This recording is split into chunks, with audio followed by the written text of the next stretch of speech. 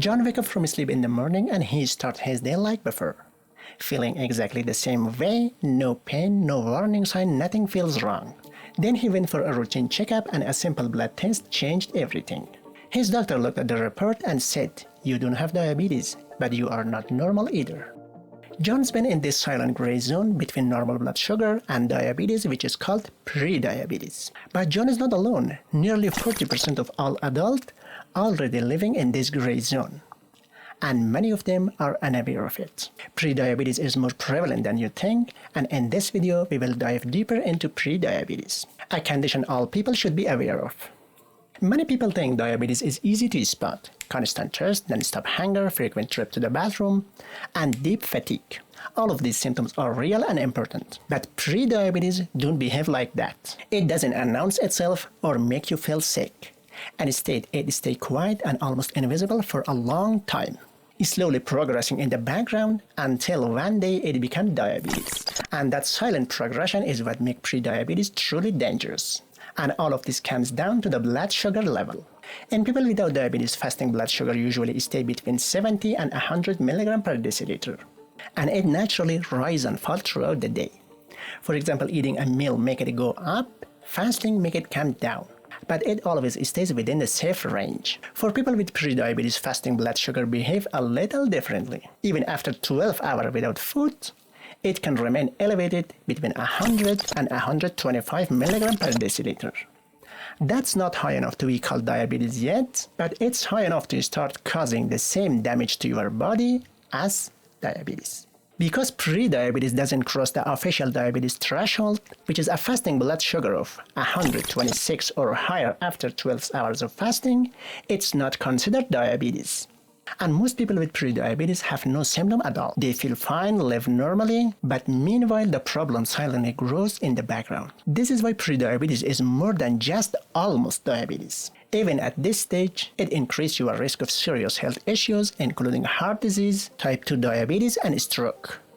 And there isn't a single cause for prediabetes. It usually develops from a combination of factors, including extra body weight, especially a BMI of over 25, a parent or sibling with diabetes, history of gestational diabetes or diabetes during pregnancy in the past, high blood sugar, low physical activity, abnormal cholesterol level, certain hormonal conditions like polycystic ovary syndrome will all put some people at a greater risk of developing prediabetes and diabetes. Sedentary lifestyle of modern day have made prediabetes and diabetes more prevalent than ever. In the US, for example, 1 in 3 adults have prediabetes, and about 90% of them don't even know it.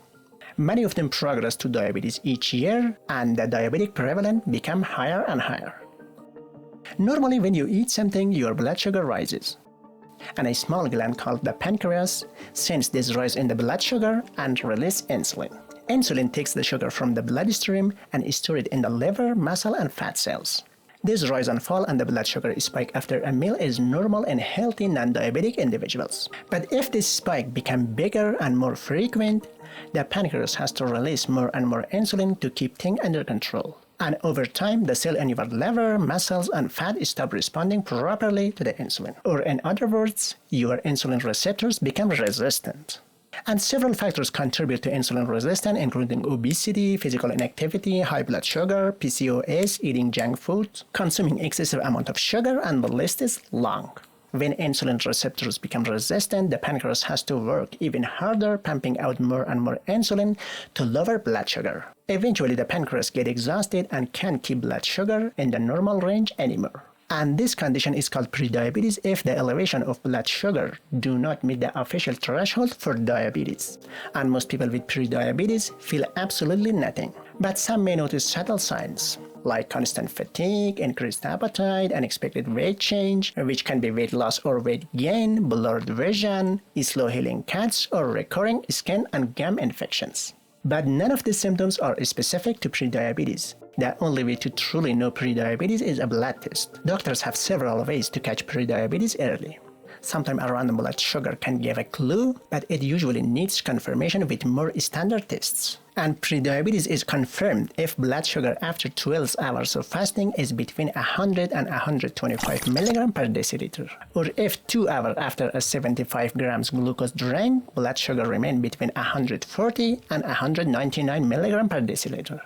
Or if HbA1c test result is between 5.7 and 6.4%.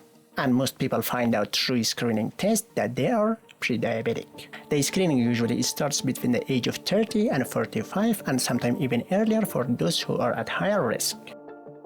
We put a lot of effort into scripting, recording, and editing these videos, but our channel is pretty small. If this kind of content helps you even a little, hitting the like button and subscribing help us more than you can imagine. So give that like a gentle hit and smash subscribe button. Catching prediabetes early is crucial because damage happening silently in the background. And the good news is if you address prediabetes early, the story can change. And if you left it unchecked, about 70% of people with prediabetes will eventually develop diabetes. But the future isn't fixed, it's flexible.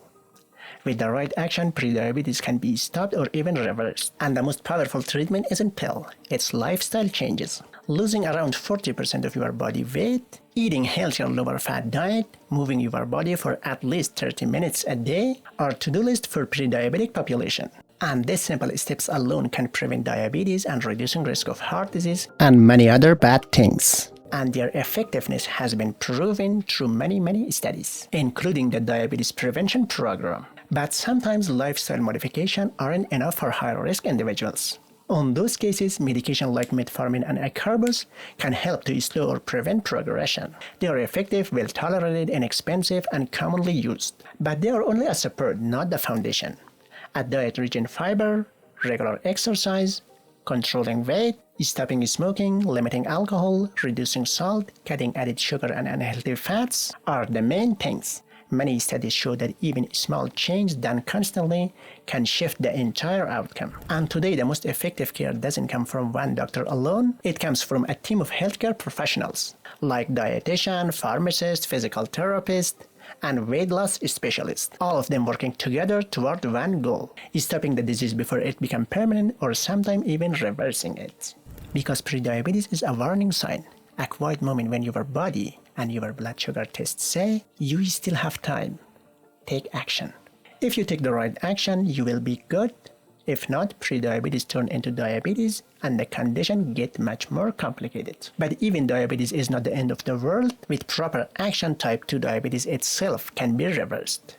And in this video, we explain the story of a man who managed to bring his HbA1c from 14.9% down to 4.6% without insulin or any other medication.